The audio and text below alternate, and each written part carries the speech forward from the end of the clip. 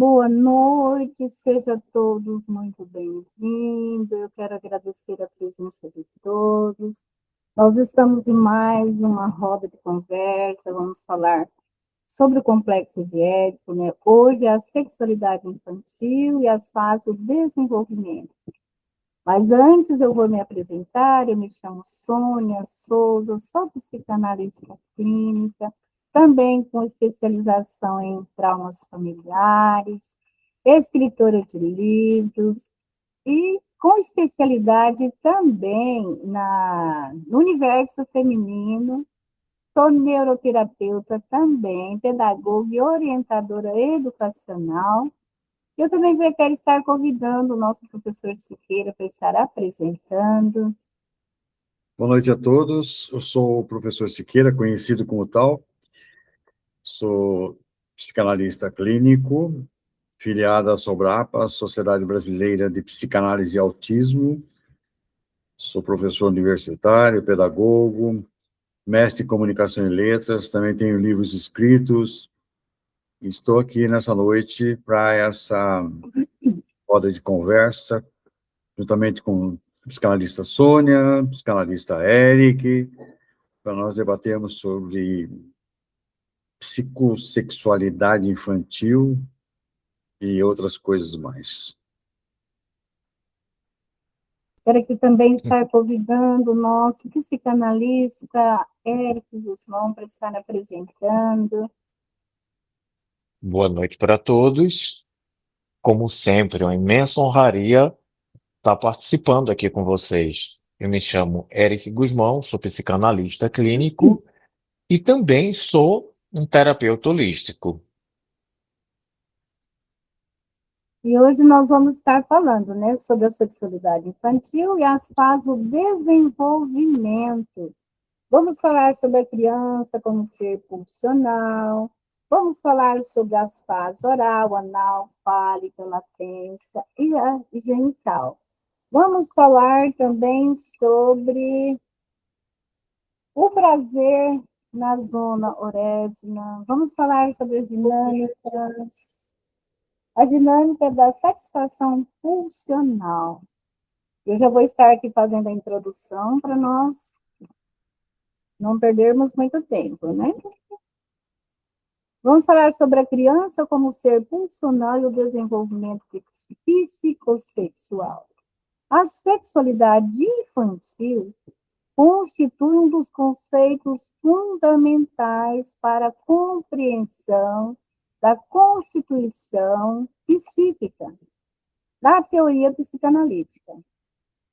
Em Freud, longe de se restringir a genitália ou a vida adulta, a sexualidade, em Sigmund Freud, aparece desde o início da vida como compreensão das atividades pulsional, organizando-se progressivamente em torno do corpo e das relações com o outro. Nesse sentido, a criança deve ser concebida como sujeito pulsional, isto é, atravessada por hesitações, busca de satisfação e modos singulares de relação com o prazer e o desprazer.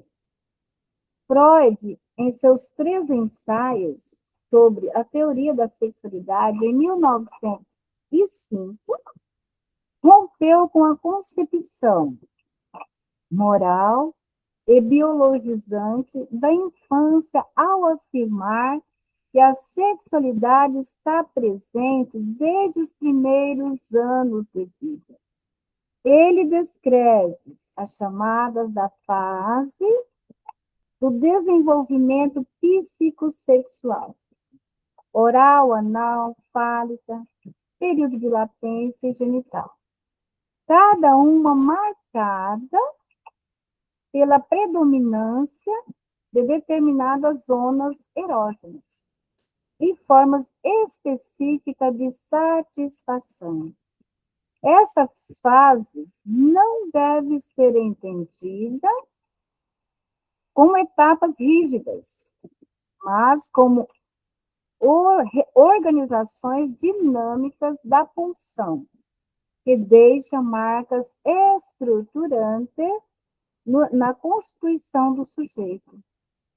A noção de pulsão, conceito central em Freud, refere-se a uma força constante que emerge o corpo e exige trabalho psíquico. Diferentemente de instinto, a pulsão não possui objeto fixo, sendo marcado pela plasticidade, pela possibilidade de deslocamento e substituição.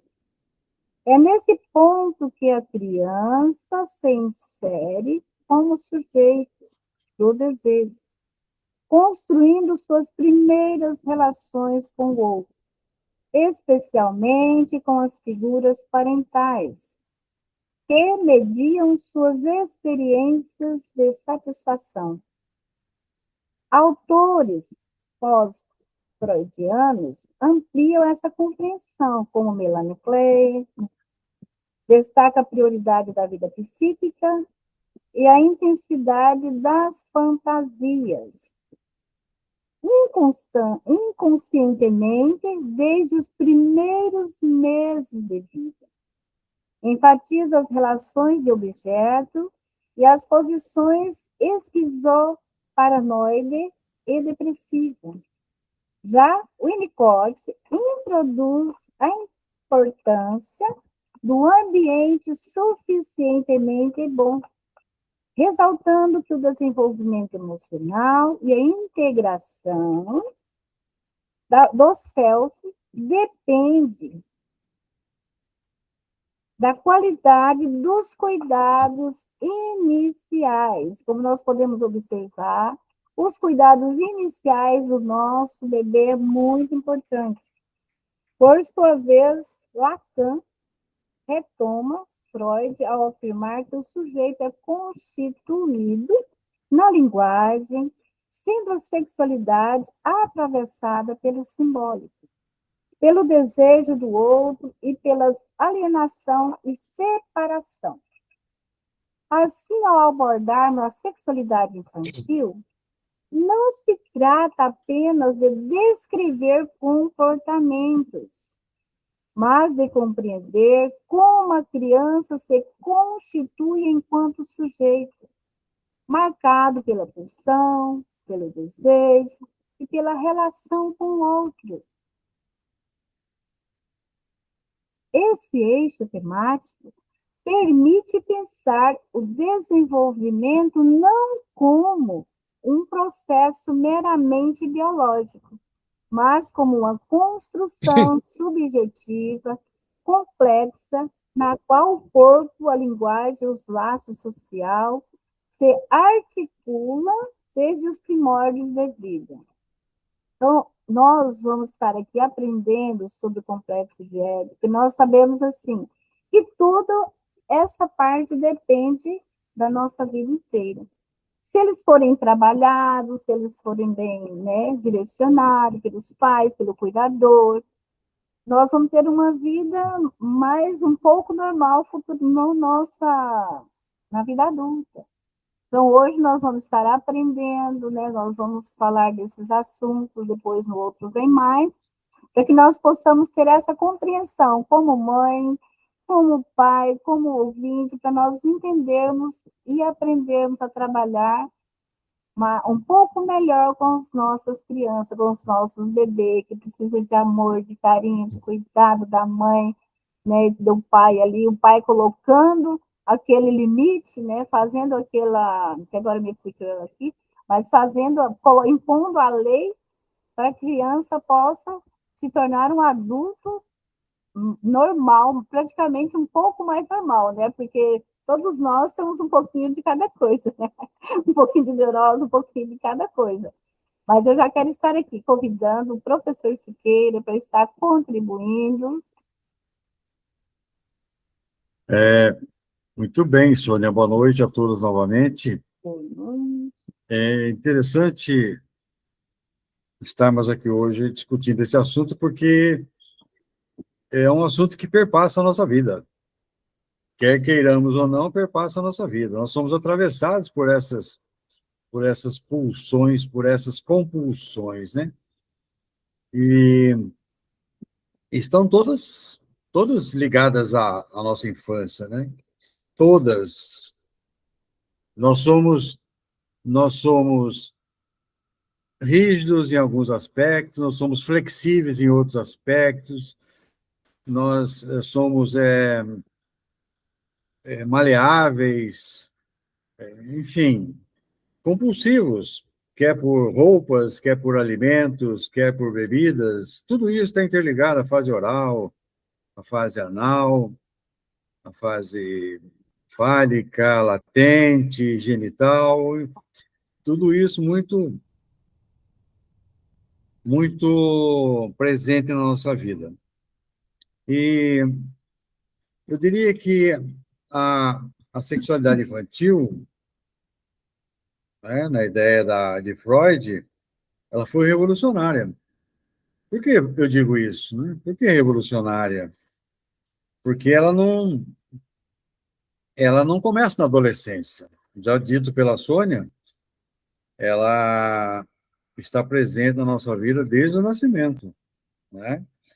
Mas de forma ampla, conforme eu disse, o espectro da que as fases ocupam no nosso dia a dia, no nosso cotidiano, é muito grande. E às vezes nós não damos conta disso. Por que será que eu sou assim? Por que eu ajo assim? Por que o diretor, o gerente, o profissional age assim? Né? Isso nós percebemos até nos pacientes que se nos apresentam nos consultórios, na nossa clínica. Às vezes o indivíduo chega e não fala nada, né? Não quer falar. Então, essa retenção da fala tem muito a ver com a fase anal, né? Retentivo, não falo nada, eu não exponho o que eu estou sentindo. E nós não damos conta disso. Quando nós estudamos, né, nessa, nessa matéria, nessa área nossa, psicanalítica, nós percebemos que a sexualidade ela está presente na busca pelo prazer, está na relação com o nosso corpo, está no vínculo com o outro, está na construção do desejo. Então, eu faço uma pergunta, né? O que é sexualidade infantil? Freud é muito profícuo nisso daí, né? Ele, ele dizia a, que a criança não é assexuada. Ele rompe com essa ideia. Alguns teóricos dizem que a criança é assexuada. E o Freud vem e liberta essa questão, né? Ele, ele deixa muito claro para nós que a criança sente prazer no corpo, ela investe afetivamente nas figuras cuidadoras, pai, mãe, cuidadores mesmo, né? Constrói sua relação com o desejo desde cedo. Aí não se trata de sexualidade adulta, mas de uma sexualidade em desenvolvimento. É bom que digamos isso. E quando Freud fala da fase oral, né, que vai de 0 a 1 ano, ele, ele traz para nós uma, uma explicação dizendo que o prazer está na boca, né? E já começa na amamentação, a sucção do seio materno. Olha só, depois a criança vai para a chupeta, depois a criança coloca o dedo na boca, e às vezes, né? Às vezes a mãe fala assim para a criança, tira o dedo da boca, mas a mãe desconhece essa fase porque a criança está passando, né? Então é um vínculo muito forte com a mãe, essa questão. E estabelece também uma dependência total. Ela precisa daquilo para satisfazer, né? Tem uma dependência. E mais tarde isso vai ser traduzido no comer, no falar, no fumar. O tabagismo e o alcoolismo estão diretamente ligados a essa fase, né? Fase oral. O tabagismo e o alcoolismo estão diretamente ligados à fase oral. Essa necessidade, né, de você compensar a sua compulsão, o seu desejo. Nossa, eu não sei qual que é. E quais as características, né? Prazer no controle, isso na prazer no controle, início da autonomia, relação com regras. A criança já começa a perceber essa questão na fase anal, né? E é muito perceptível nas pessoas adultas depois, porque isso já disse lá no começo, perpassa a nossa vida, né? Isso é para o resto da vida. Quando o indivíduo demonstra uma rigidez ou desorganização nas coisas, né? Não tem uma relação com ordem, com limpeza, com poder, isso é diretamente ligado a essa fase anal. E, sem me estender muito, mas falando da fase fálica, né, que vai de 3 a 6 anos, o que que nós percebemos nessa fase fálica? Né? O que que nós percebemos na fase fálica? Descoberta dos genitais, curiosidade sobre diferenças sexuais, a criança começa a perceber a diferença, né? O menino tem o pênis e a menina tem a vagina, começa a perceber essa diferença. Por que você é diferente de mim, né? Então, às vezes até alguns pais recriminam, né? Quando a criança toca o seu sexo, tira a mão daí, né? Isso não presta. É uma falta de formação. A criança tem que passar por aquilo lá, né? Faz parte da sexualidade da criança. E é aí que surge o complexo de Édipo, né? Que onde a relação triangular permanece, que a criança, a mãe e o pai. Sempre, né, o complexo de Édipo sempre a criança vai debater com o sexo oposto, né? A menina com o pai e o menino com a mãe. E o que seria esse complexo de Édipo, em linhas gerais, né? É o desejo pela figura parental do sexo oposto, já disse isso. Tem rivalidade com o do mesmo sexo. A menina rivaliza com a mãe e o menino rivaliza com o pai. Mas medo de punição, castração simbólica, que nós conhecemos isso na psicanálise, né? E aqui nós percebemos o quê? Os limites, a lei, a identidade. E na latência? Só para terminar as fases, depois eu volto a fala para você, Sônia. O período da latência, que vai de 6 anos, ou é a época da puberdade, né? O que acontece nessa fase, né? A diminuição da sexualidade manifesta, a criança começa a se preocupar com outras coisas, com escola, com os coleguinhas, com os amigos, fica mais ligado, focado na socialização, fica focado na aprendizagem, né? Por isso o período escolar. E a fase genital, por último, né? Adolescência em diante, que as características, elas são da sexualidade mais integrada, da capacidade de amar o outro, não só a si, relações mais maduras, nessa fase aparecem, e a sexualidade é construída mesmo, ela não nasce pronta, ela se organiza ao longo do desenvolvimento. As fases não desaparecem, elas deixam marcas. Então, conforme eu disse, a vida toda nós somos atravessados por essas marcas, né? Aspectos da infância, eles permanecem na vida adulta. Então, se há conflitos intensos, o sujeito pode ficar preso a uma fase. É o caso do alcoolismo, o sujeito está preso na fase oral, né? O tabagismo, alimentação, pessoas que comem exageradamente, compulsivas, compulsão. O título do nosso trabalho de hoje, da nossa conversa, né, é a questão da pulsional, criança pulsional, porque ela pode, né, pode exibir uma compulsão na idade adulta, que é uma prisão a uma fase lá de trás, que ficou mal resolvida, né? Então, aí nós vamos encontrar autores, Winnicott, Lacan e outros, né? Que nem o Winnicott, Donald Winnicott, ele valoriza muito a questão do ambiente facilitador, o ambiente suficientemente bom, a mãe suficientemente boa. Então, vai perpassar por isso também, né? E Lacan, por exemplo, né, pensa a sexualidade como ligada ao desejo e à linguagem. Lacan fala muito da linguagem, né? Que a linguagem traduz muita coisa. E para sintetizar isso que eu disse, depois nós voltamos a falar mais um pouco, se houver oportunidade, a sexualidade infantil é o processo pelo qual a criança constrói sua relação com o corpo, o prazer, o outro e o desejo, atravessando fases que deixam marcas na vida psíquica adulta.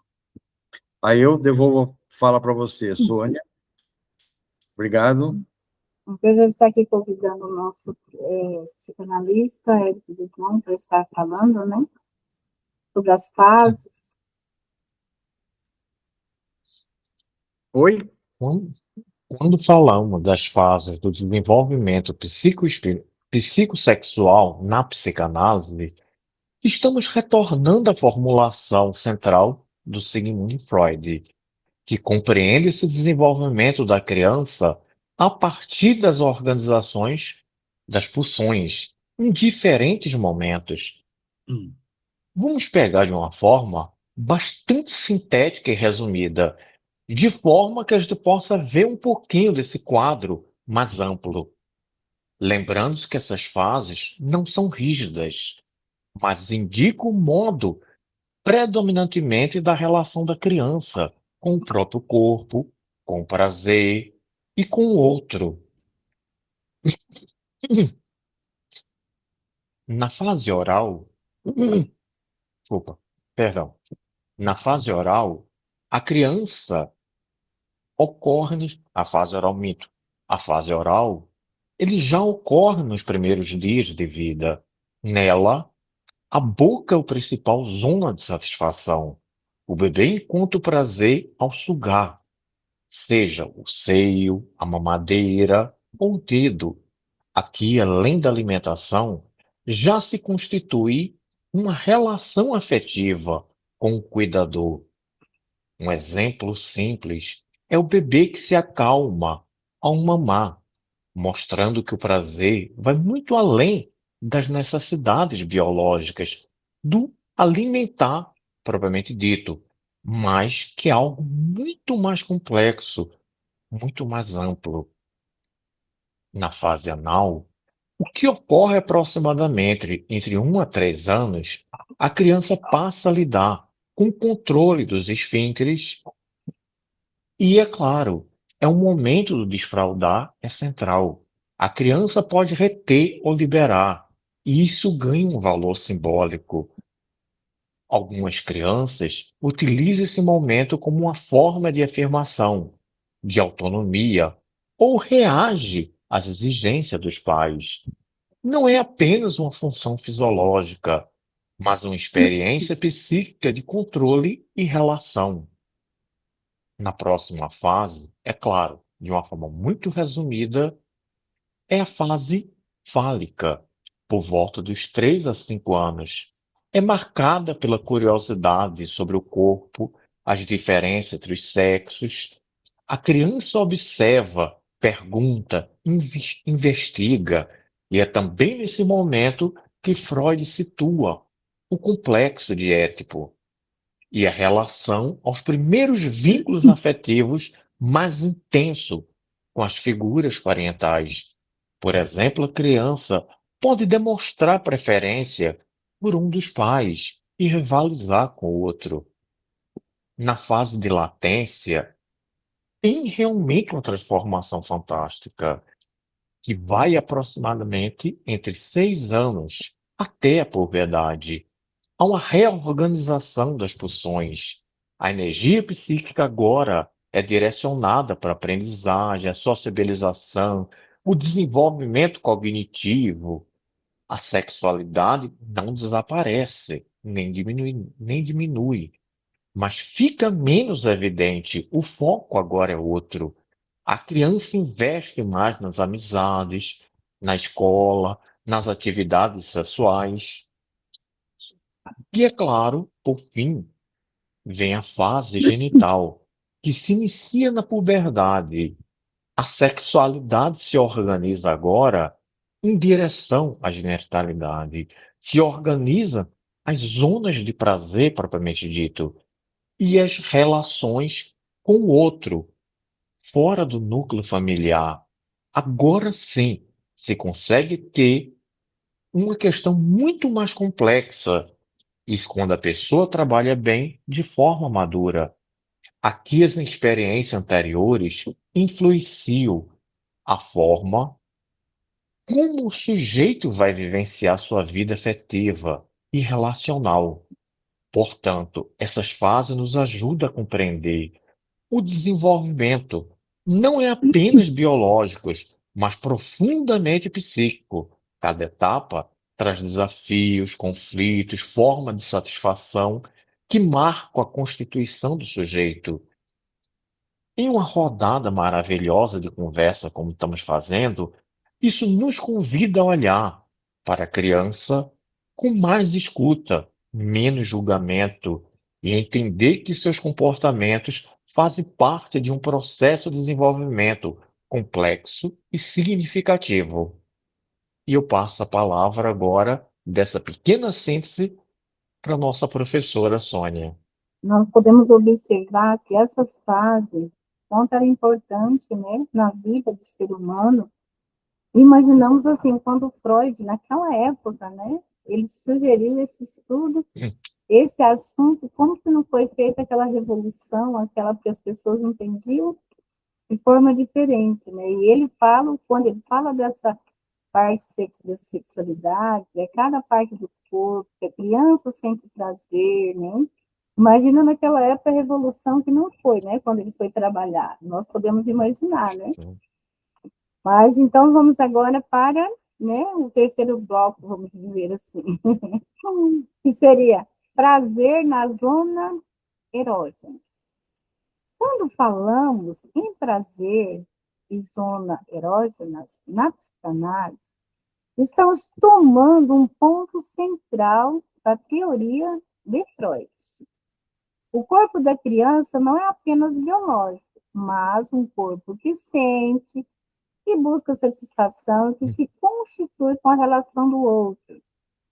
Freud define as zonas erógenas como região do corpo que são fontes de prazer. Esse prazer não deve ser entendido de forma adulta, de forma restrita ou adulta, mas como uma experiência de satisfação ligada ao funcionamento do corpo.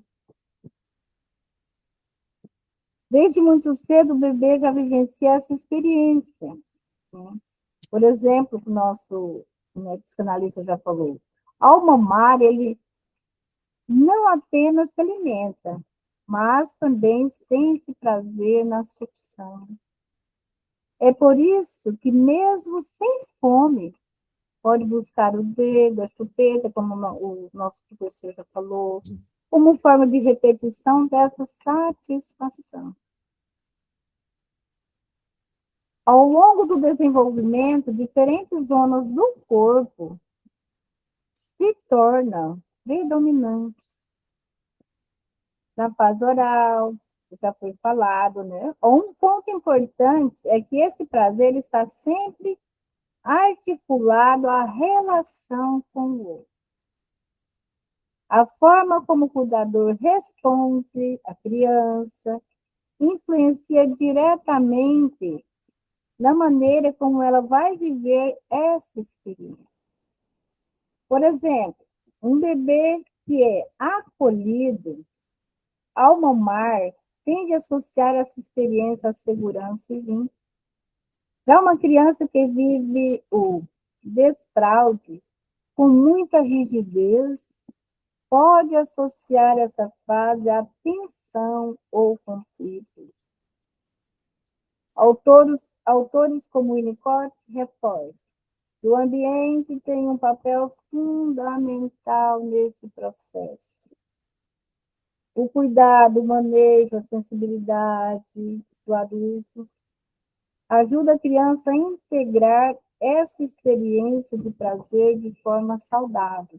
Então, nós podemos observar o quanto o cuidado, como nós cuidamos da nossa criança, a forma que nós zelamos, até a forma que nós falamos, vai ter, né, uma forma da criança interpretar, reagir, sentir e guardar para si. Se ela não fala, ela não elabora, né? Ó, portanto, o prazer é um elemento estruturante da constituição psíquica.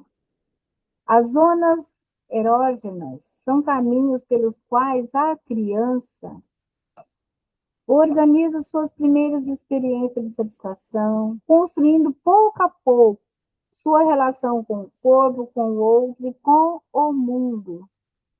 Todos nós passamos por essa fase, né? Será que fomos bem trabalhados? Como será que essas fases foi trabalhada em nossas vidas? Será que está refletindo a nossa vida adulta? É para nós pensarmos. E quem for assistir vai estar também meditando sobre isso. Agora eu vou falar um pouquinho sobre a dinâmica da satisfação pulsional.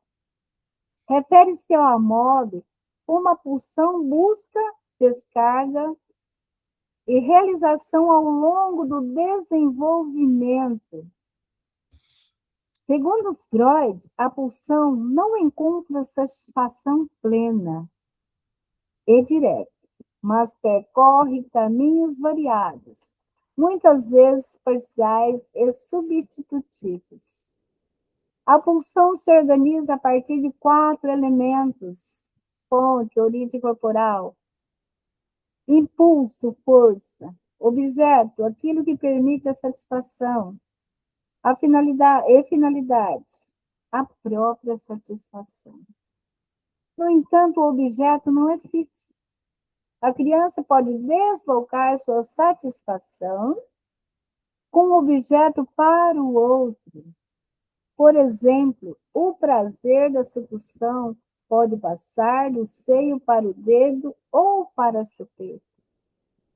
Outro ponto importante é que a satisfação nunca é total.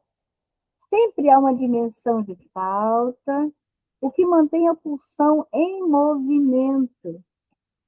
Isso é essencial para o desenvolvimento psíquico, pois impulsiona o sujeito a buscar novas formas de relação e simbolização. Autores como Lacan amplia essa ideia ao afirmar que a satisfação pulsional está ligada ao desejo e à linguagem. Ou seja, o sujeito não busca apenas o objeto, mas algo que nunca se completa totalmente. Na prática, isso aparece no comportamento infantil. A criança repete brincadeiras, insiste em certas ações ou busca constantemente novas formas de prazer. Isso não é simples repetição, mas expressão da dinâmica pulsional em funcionamento. Portanto, a satisfação pulsional é sempre parcial, mediada pelo outro e marcada pela falta, sendo um motor contínuo da constituição do sujeito. Alguém, assim, gostaria de falar alguma coisa dos nossos convidados que estão participando? Quer complementar? Quer participar? Vamos à abertura e nós voltamos. Tacidelis, Andeucena, Jaqueline, Dircilene, e tem mais alguém? Alguém gostaria de contribuir? Alguém gostaria de fazer alguma pergunta?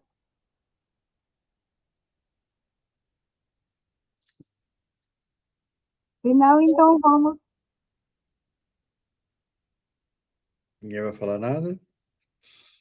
Não, vamos voltar então aqui para os nossos companheiros. Tem alguma coisa que vocês gostariam de estar complementando?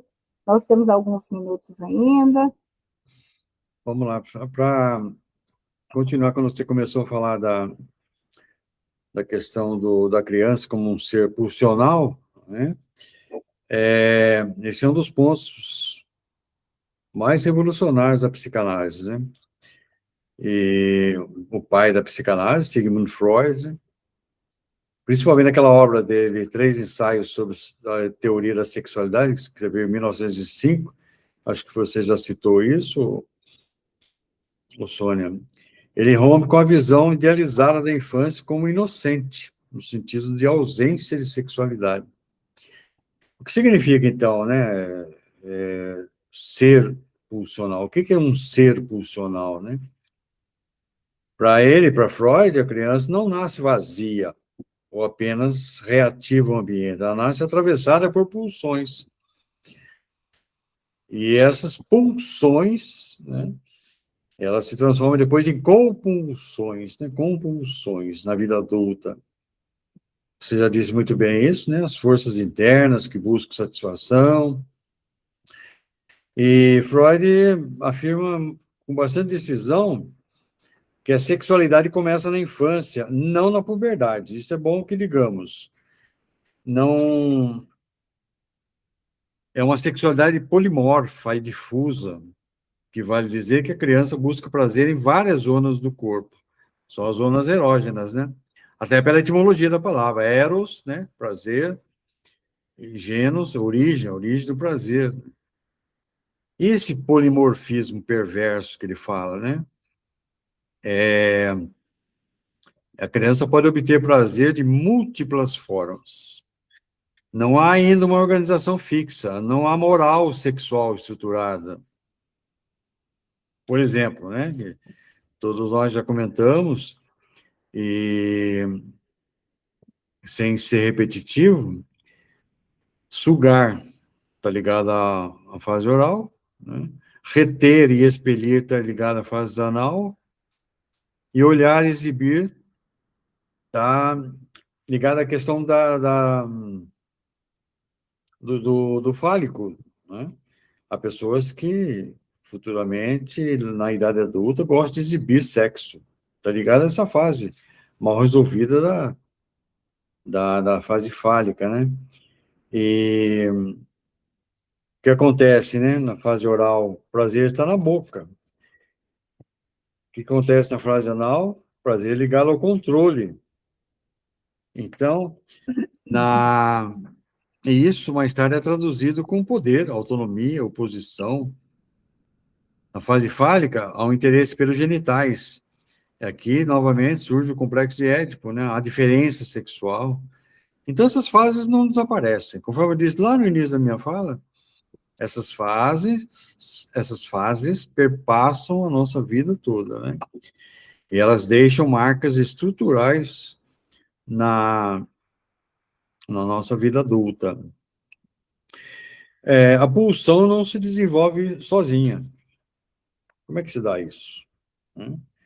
Ela precisa do outro. O cuidador interpreta, nomeia e organiza a experiência, introduz limites, ajuda na simbolização. Sem isso, a pulsão pode ficar desorganizada ou excessivamente fixada. E indo da pulsão para a cultura,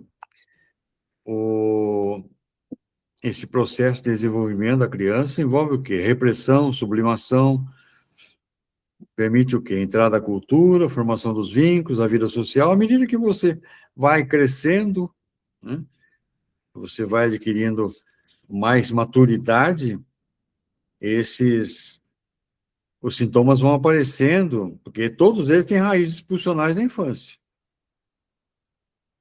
De que forma, né?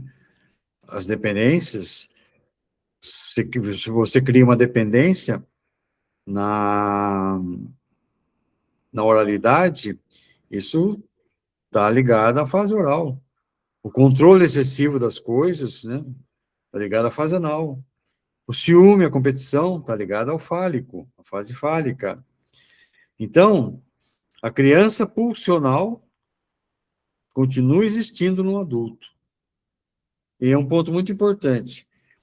Não significa sexualizar a criança no sentido adulto, não quer dizer isso, né? Significa reconhecer, o Érico falou muito bem disso, né? Reconhecer que a criança deseja, que ela sente prazer, né? Ela também, além do biológico, né? Tem o psíquico. A criança é um ser de desejo, não apenas biológico. Sua sexualidade é precoce, difusa e é corporal. As pulsões organizam o psiquismo, deixam marcas duradouras, e o adulto é, em parte, continuidade dessa história pulsional. Muito obrigado, Sônia, obrigado, Érico, obrigado por todos me ouvirem. Nós já vamos estar partindo já quase para o final, mas o nosso psicanalista Eric quer falar alguma coisa a mais para nós?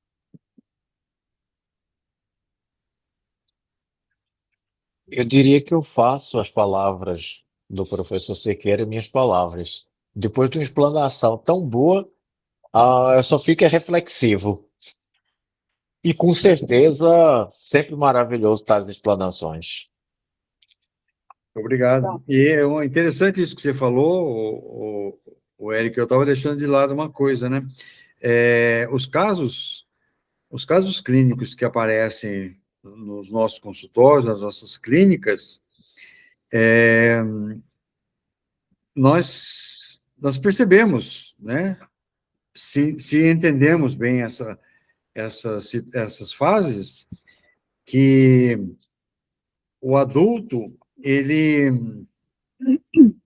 às vezes, ele demonstra na sua fala, você percebe, né, nitidamente, que às vezes ele retém as falas, ele não fala. Eu tive uma paciente uma vez, só para exemplificar, Sônia, e ela chegou na análise, na terapia comigo, e falou assim: hoje eu não vou falar nada. Aí eu peguei meu celular, fiquei manuseando o celular, aí ela ficou tão intrigada, falou: você não vai me perguntar nada? Olha só, como é que despertou, né? Você não vai falar nada? Ela não falou nada, mas eu fiz uma provocação, né? Peguei o celular, aí ela ficou incomodada. Então, nós percebemos isso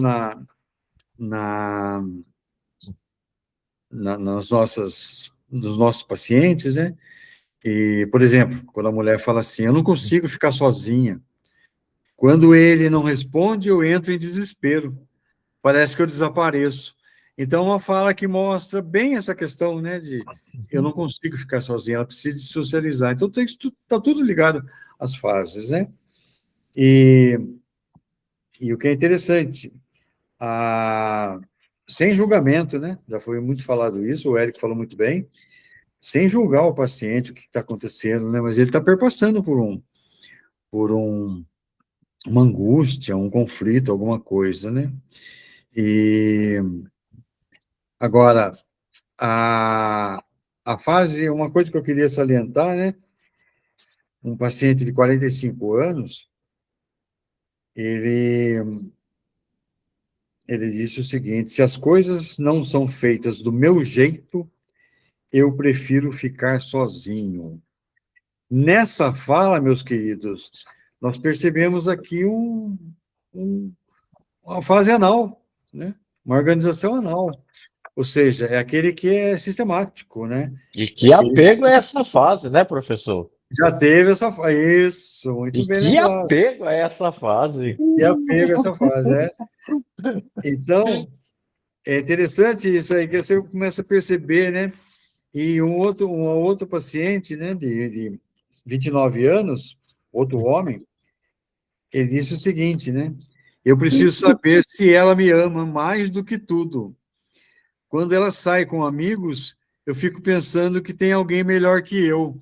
Ou seja, nessa fala, né, nós temos aqui uma ligação fortíssima com a fase fálica, tá?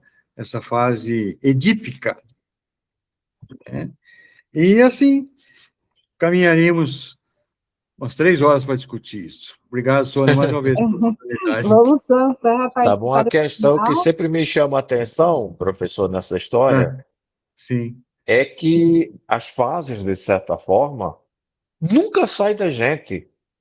Não é sim, uma criança que morreu no passado, é uma criança que está hoje também em nós.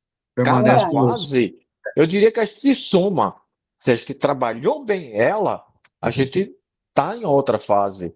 Mas ela não é aquela idade, não é aquela criança que a gente foi no passado. Mas aquele passado, a nível do nosso inconsciente, ainda é presente. É uma Tudo criança que a grande. gente vivenciou no nosso inconsciente não é uma coisa que existiu, sei lá quando, mas é algo que está nos marcando. É feita aquela história. Assim como quando você leva um machucado, fica uma marca muitas vezes, a nível psíquico, cada vivência que a gente tem, aquilo é uma marca. E aquilo é a gente. Perfeitamente, Então, perfeitamente. vamos partir, já é quase 9 horas, vamos partir já para o final. Aí depois a gente pode continuar conversando, né? Ó, para concluirmos nossa roda de conversa, é importante retomar uma ideia central, que atravessa toda a discussão. A criança, na perspectiva psicanalítica, é um sujeito em constituição, marcado desde o início por pulsões, experiências de prazer e pela relação com o outro. Ao longo do desenvolvimento psicossexual, como nos ensinou Freud, a criança organiza sua relação com o corpo, com o desejo e com o ambiente. Cada fase não deve ser vista como um estágio isolado, mas como parte de um processo contínuo, no qual, no qual experiências de satisfação, frustração e vínculo vão deixando marcas importantes na constituição psíquica. Compreendermos também o prazer, as zonas erógenas e a dinâmica pulsional não diz respeito a algo inadequado ou precoce, mas são elementos estruturantes do desenvolvimento. Quando acolhidos de forma ética e sensível, favorece a construção de um sujeito mais integrado. Quando reprimidos de forma rígida ou não compreendidos, podem gerar conflitos que se expressam no comportamento e nas relações. Autores, né, como Melanie Klein, Winnicott, nos ajuda a ampliar este olhar.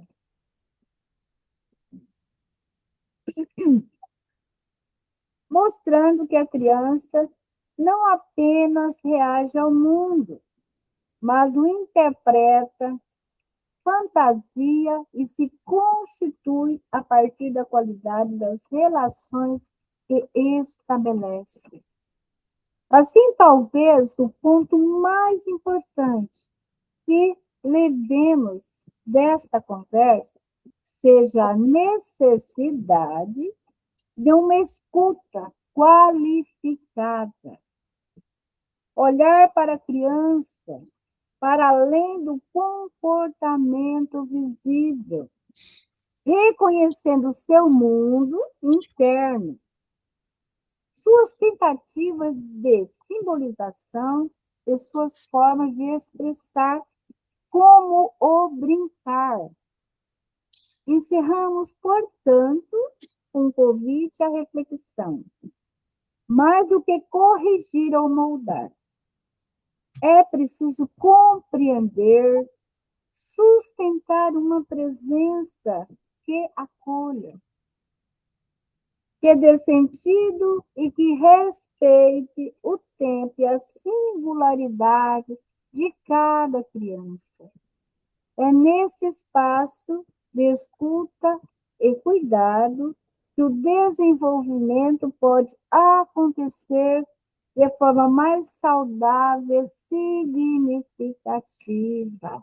E eu quero deixar aqui também, né, para os nossos ouvintes, que vai estar nos ouvindo depois também, né, no YouTube, algumas referências de Freud, os 3 ensaios sobre a teoria da sexualidade, em 1966, além do princípio do prazer também, Freud, Introdução ao Narcisismo também, em 1996, Ana Melanie Klein, Amor, Culpa e Reparação, e outros trabalhos. Tem a 1920, 1945, 1996, também de Melanie Klein, Inveja e Gratidão, né? Winnicott, O Ambiente e os Processos da Maturação, de 1991. Winnicott também, O Brincar e a Realidade, de 1975.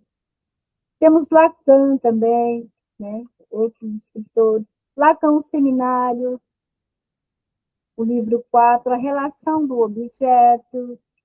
Temos também, bom, já passei vários, né? E aí, qualquer coisa, a gente pode estar passando mais outros. E eu já quero estar convidando o nosso professor Siqueira para estar despedindo. Muito bem. Eu dou boa noite a todos e eu agradeço profundamente a atenção de vocês, aqueles que nos assistiram, aqueles que participaram, aos colegas que ficaram aí ausentes, que nos pronunciaram, mas que, de certa forma, estão conosco. Agradeço a Sônia pelo carinho do convite, ao Eric, sempre prestimoso, sempre inteligente nas suas colocações. Agradeço a todos vocês e até a próxima oportunidade. Agradeço ao Sobrapa também pela oportunidade desse evento, né? Porque não fosse a Sobrapa, Sociedade Brasileira de Psicanálise e Autismo, nós não estaríamos aqui nessa noite. E até a próxima, se Deus quiser. Muito obrigado, boa noite a todos. Quero convidar também o nosso psicanalista Eric, que os vão estar se despedindo. Agradeço a presença de todo mundo, agradeço novamente essa oportunidade e é impossível não agradecer a imensa gentileza do nosso professor Siqueira, sempre com falas magníficas, essa gentileza impressionante e, é claro, a nossa amada professora Sônia, que sempre está contribuindo, sempre engrandecendo a psicanálise. E é claro, é impossível não agradecer a Sobrapa por todo esse acréscimo que está dando, por popularizar, por trazer de uma forma que as pessoas possam cada vez mais ver de uma forma simplificada, de uma forma bem acessível a psicanálise, inclusive com a linguagem facilmente assimilável. Eu aqui também quero agradecer, né, ao nosso professor Siqueira, agradecer o nosso psicanalista Érico pelo companheirismo de estarmos aqui, agradecer a Cidélia, a Teociene, a Jaqueline e os demais, né, a Dircilene, e agradecer a todos que estão aqui participando conosco, né. Vou citar todos os nomes, que eu posso esquecer de algum, mas agradecer a todos e convidar vocês para daqui 15 dias nós estamos aqui. E se você gostou dessa roda de conversa, associe-se a Sobrapo. Também quero agradecer, né, a Sobrapo por estar aqui. E se o professor Márcio estiver e quiser falar alguma coisa, fica com a oportunidade, professor Márcio. Não, ele não está presente, então. Agradecer a todos e uma feliz Páscoa a todos, né? Nós vamos estar em feriado. Eu já É vou verdade. estar aqui digitando. Uhum. Feliz Páscoa a todos mesmo, esqueci desse detalhe. Com certeza. Feliz Páscoa. Feliz Páscoa.